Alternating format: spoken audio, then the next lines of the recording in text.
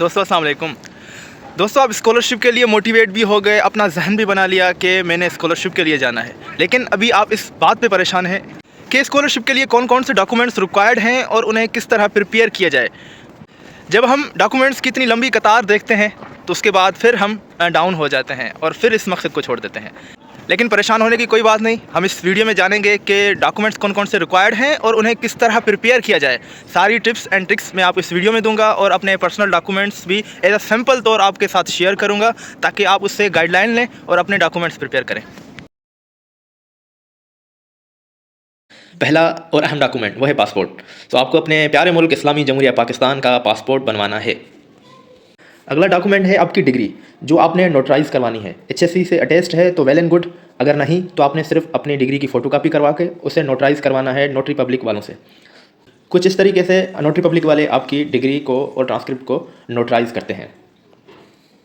अगला डॉक्यूमेंट है आपकी ट्रांसक्रिप्ट, उसको भी आपने नोटरी पब्लिक वालों से नोटराइज़ करवाना है कुछ इस तरह।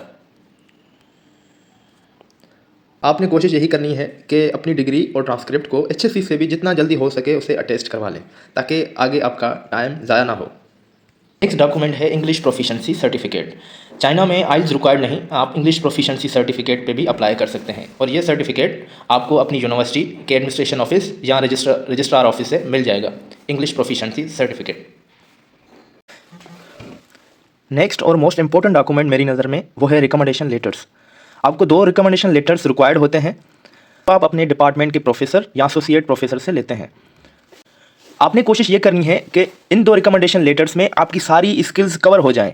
उसके लिए आपको क्या करना है, पहला रिकमेंडेशन लेटर आपने अपने सुपरवाइज़र से लेना है जिसने आपको बैचलर्स या मास्टर्स में सुपरवाइज़ किया हो।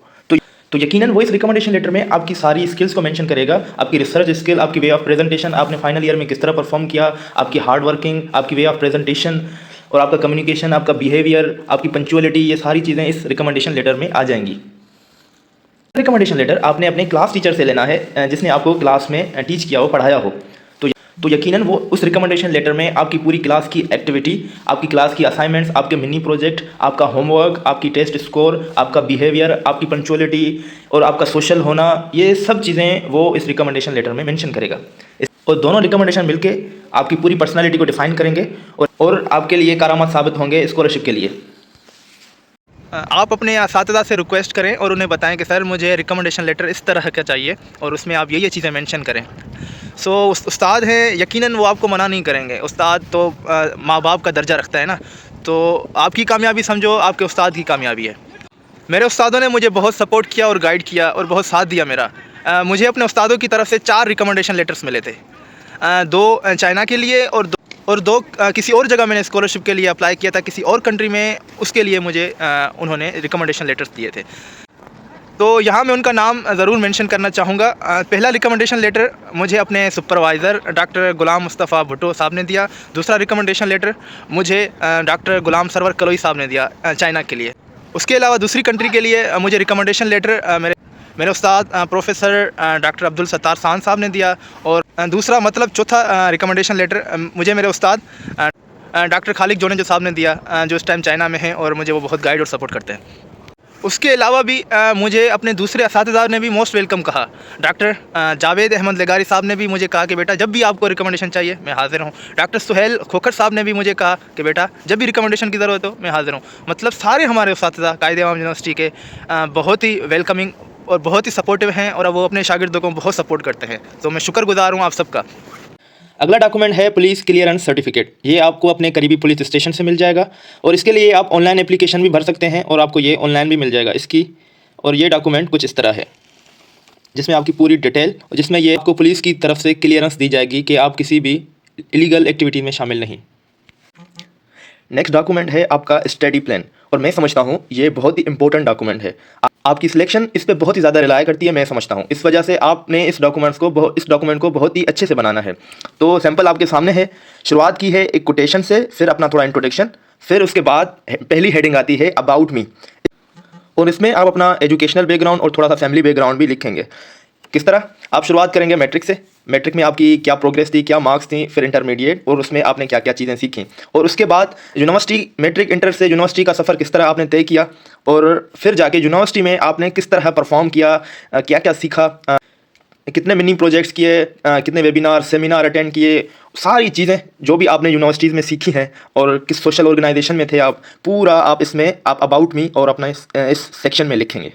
उसके बाद नेक्स्ट सेकंड हेडिंग आ जाती है reason to study in China. आप इसमें रीजंस देंगे कि आप चाइना को क्यों सिलेक्ट कर रहे हैं स्टडी के लिए, स्कॉलरशिप के लिए। आप जानेंगे पाक चीन दोस्ती के बारे में, चाइना की टेक्नोलॉजी के बारे में, चाइना की हाईली रैंक्ड यूनिवर्सिटीज़ के बारे में और चाइना का कल्चर, चाइना की लैंग्वेजेस, जो भी आप चाइना की क्वालिटीज़ यहाँ पे लिख सकते हैं वो इसमें लिखें और अच्छे रीजंस दें कि आप चाइना क्यों आना चाहते हैं। सैम्पल आपके सामने है, लेकिन आपने और भी ज़्यादा इसमें अच्छा लिखना है। उसके बाद तीसरी हेडिंग आ जाती है यूनिवर्सिटी के बारे में कि आप वो यूनिवर्सिटी क्यों चूज़ कर रहे हैं जिसमें भी आप स्कॉलरशिप लेना चाह रहे हैं। तो इसमें आप अपनी सारी क्वालिटीज़ लिखेंगे अपनी यूनिवर्सिटी की। और इसमें टिप ये है कि आप अपनी यूनिवर्सिटी की वेबसाइट पे जाके वहाँ से भी सारी डिटेल ले सकते हैं और यहाँ पुट कर सकते हैं अच्छे से। उसके बाद चौथी हेडिंग आ जाती है इसमें reason to choose electrical engineering. इसमें आप अपना मेजर उसका रीज़न देंगे और फर्दर जिस इंटरेस्ट में, जिस एरिया में आप स्टडी करना चाहते हैं ना आगे मास्टर्स या पीएचडी के लिए, उसका रीज़न देंगे कि वो आप क्यों सिलेक्ट कर रहे हैं, उसमें क्यों जाना चाहते हैं। तो उसमें जाहिर सी बात है आप इसको ज्वाइन करेंगे, कंबाइन करेंगे एज अ चेन के थ्रू कि आपने बैचलर्स में उस पर मिनी प्रोजेक्ट्स किए, उस सब्जेक्ट्स में आपने अच्छा स्कोर किया, आप लेब्स ज़्यादा अटेंड करते थे, आपका शुरू से ही उसमें इंटरेस्ट था। तो ये सारी चीज़ें आप रीजंस देंगे अच्छे कि मैं ये जो फील्ड और इंटरेस्ट है, एरिया है, इसको इस वजह से चूज़ करना चाहता हूँ। जितने आप अच्छे रीजंस देंगे उतना ही आपका ये अच्छा स्टडी प्लान बनेगा। उसके बाद फाइनल हेडिंग आ जाती है स्टडी प्लान और रिसर्च प्लान। इसका मतलब ये है कि आप जो चाइना आ रहे हैं, आप चाइना में 3 साल अपने स्टडी के, मास्टर्स के, अगर पीएचडी के लिए आप आ रहे हैं तो 4 साल, वो किस तरह यहाँ पे गुजारेंगे, इन 4 या 3 सालों में आप क्या क्या करेंगे, आपकी प्लानिंग किस तरह है, वो आपको जानना चाहते हैं कि आपका एम और मकसद किस तरह है और आप उसको किस तरह पूरा करेंगे। जैसे कि मास्टर्स के 3 साल हैं तो मैंने इसको 3 सेक्शन में लिखा है, first year, second year, third year. आप देख सकते हैं कि पहले साल में मैंने लिखा है कि मैं चाइना आके चाइनीज़ लैंग्वेज सीखूंगा, चाइनीज़ का कल्चर समझूंगा और जो अपने मेन कोर्स वर्क है मेरा उसको मैं सीखूंगा और उसमें पार्टिसिपेट करूंगा और अपने सुपरवाइज़र से मिलके अपनी जो ग्रुप डिस्कशंस हैं उनमें पार्टिसिपेट करूंगा। फिर आता है सेकंड ईयर आपका, जिसमें आप अपने रिसर्च के बारे में बताएंगे कि मैं रिसर्च पे काम करना शुरू करूँगा, अपना प्रपोजल बनाऊँगा और एक प्रॉपर प्लानिंग करूंगा अपनी रिसर्च पे और अपना काम शुरू कर दूंगा और कोशिश करूंगा इसको इस साल में फिनिश करने की, जिस तरह भी आप एक अजम्पशन है ना आपकी। और इसके बाद आप फाइनल में क्या मैं अपना मोस्टली काम कंप्लीट करके उसको अपनी फाइनल ईयर जो अपनी थीसिस है उसको डिफेंड करूंगा। ये आपका स्टडी प्लान और 3 साल जो आप यहाँ गुजारेंगे उसका आप एक खाका बताएंगे कि मैं चाइना में 3 साल इस तरह गुजारूंगा।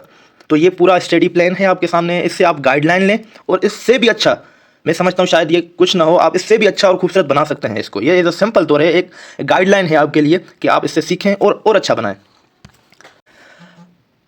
अगला डॉक्यूमेंट आ जाता है आपका फॉरेनर फिजिकल एग्जामिनेशन फॉर्म। ये फॉर्म आप किसी भी प्राइवेट या गवर्नमेंट, इवन गवर्नमेंट हॉस्पिटल से भी बनवा सकते हैं, किसी भी डॉक्टर से फिल करवा सकते हैं। ये पूरा फॉर्म आपको वो देख के फिल करके देगा। इसकी वैलिडिटी 6 मंथ की होती है और इसमें चंद टेस्ट भी हैं, वो करवा लें तो वेल एंड गुड है, अच्छी बात है। अगर नहीं करवा सकते तो मेरे ख्याल में, मेरा ओपिनियन ये है तो कोई मसला नहीं, एडमिशन के टाइम पे सिर्फ आप ये फॉर्म ही फिल करवा दें, काफ़ी है। लेकिन आप अगर कुछ टेस्ट करवा के इसमें अटैच कर देते हैं जो इसमें टेस्ट मेंशन है तो फिर भी अच्छी बात है। तो इसमें परेशान होने की कोई बात नहीं कि मैं प्राइवेट हॉस्पिटल से करवाऊँ या गवर्नमेंट से। तो ये जो एग्जामिनेशन फॉर्म है आपके सामने, ये मैंने खुद गवर्नमेंट हॉस्पिटल से ही फिल करवाया था। अपने प्यारे दोस्त फिदा हुसैन के पास शिदातपुर गया हुआ था, तो वहीं से ही मैंने गवर्नमेंट हॉस्पिटल से ही ये फिल करवाया था एक ही दिन में। और वहीं उसी हॉस्पिटल से ही मैंने कुछ टेस्ट करवा के इसमें अटैच कर दिए थे, तो मेरा काबिल कबूल हो गया था। ये आपके सामने है।